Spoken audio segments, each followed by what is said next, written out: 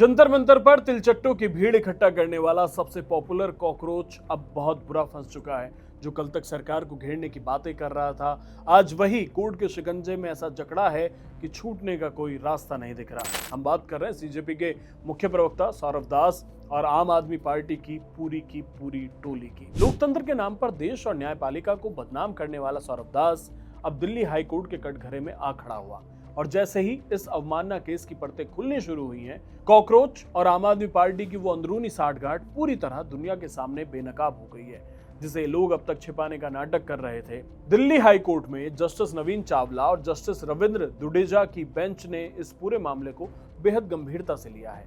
महिला जज जस्टिस स्वर्णकांता शर्मा को बदनाम करने की जो सोची समझी और घिनौनी मुहिम सोशल मीडिया पर चलाई गई थी, उस पर हाईकोर्ट ने ऐसा चाबुक चलाया है कि पूरे आप सिंडिकेट की रातों की नींद उड़ गई है। सौरभ दास और आप नेताओं पर आरोप है कि जब दिल्ली शराब नीति घोटाले में कोर्ट से राहत नहीं मिली और कानून का शिकंजा कसने लगा, तो इन्होंने अपनी कानूनी लड़ाई लड़ने के बजाय एक महिला जज को ही निशाना बनाना शुरू कर दिया।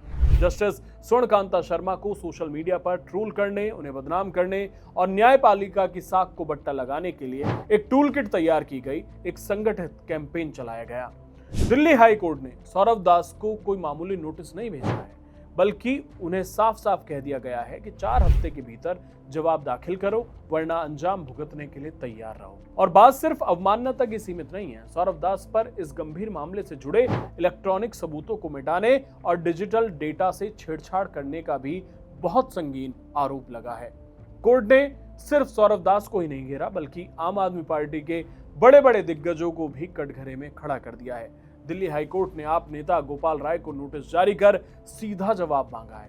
इसके अलावा दिल्ली के पूर्व मुख्यमंत्री अरविंद केजरीवाल, पूर्व डिप्टी सीएम मनीष सिसोदिया और सांसद संजय सिंह को भी 4 हफ्ते के भीतर जवाब दाखिल करने के सख्त आदेश दिए गए हैं। सौरभ दास, गोपाल राय, अरविंद केजरीवाल, मनीष सिसोदिया, संजय सिंह, सौरभ भारद्वाज, ये सारे के सारे नाम एक ही कड़ी में जुड़े हुए नजर आ रहे हैं। यानी जंतर मंतर से लेकर सोशल मीडिया तक न्यायपालिका पर हमला करने का एक पूरे का पूरा सिंडिकेट काम कर रहा था। लेकिन जब हाई कोर्ट ने आपराधिक अवमानना की तलवार इन पर लटकाई, तो कोर्ट रूम के अंदर का नजारा देखने लायक था।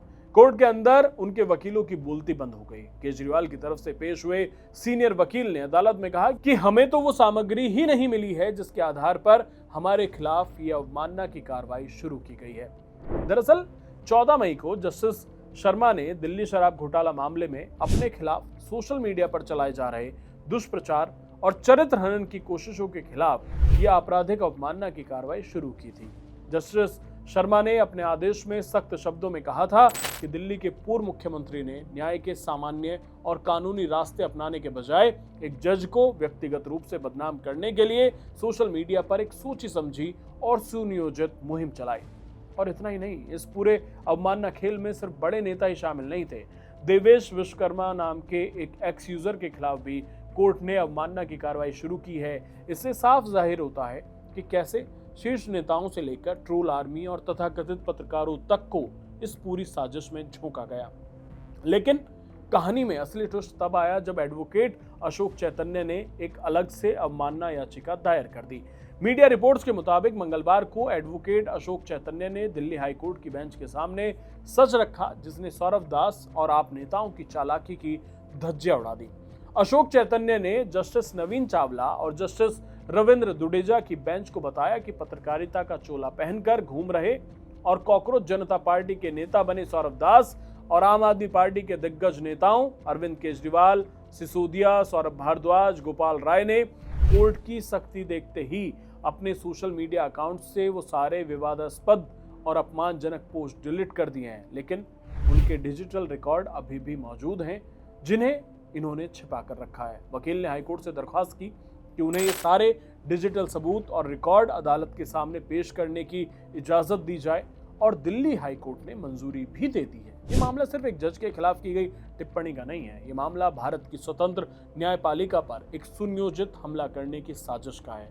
जब कोई राजनीतिक गिरोह या कोई मौका परस्त नेता अपने फायदे के लिए अदालतों पर दबाव बनाने की कोशिश करता है, जब वो जजों की निष्पक्षता पर सवाल उठाकर जनता के मन में न्याय व्यवस्था के प्रति जहर घोलता है, तो लोकतंत्र की बुनियाद हिलने लगती है। सौरभ दास जैसे लोग जो जंतर मंतर पर भीड़ जुटाकर खुद को जनता का मसीहा बताते हैं। असल में वो इसी जहरीले सिंडिकेट का एक मोहरा मात्र है। और आम आदमी पार्टी के शीर्ष नेतृत्व ने जिस तरह से इस कॉकरोचों के सोशल मीडिया कैंपेन को हवा दी, उसने साबित कर दिया है कि सत्ता के लिए ये लोग किसी भी हद तक गिर सकते हैं। अब देखना होगा कि कोर्ट में डिजिटल रिकॉर्ड पेश होने के बाद हाई कोर्ट इन अवमानना के आरोपियों पर कितना बड़ा एक्शन लेता है। क्या आपको लगता है कि जज को बदनाम करने और सबूत मिटाने की कोशिश के लिए सौरव समेत आपके नेताओं पर सख्त कार्रवाई होनी चाहिए? अपनी राय हमें कमेंट बॉक्स में बताएं। चैनल सब्सक्राइब करना ना भूलें। धन्यवाद।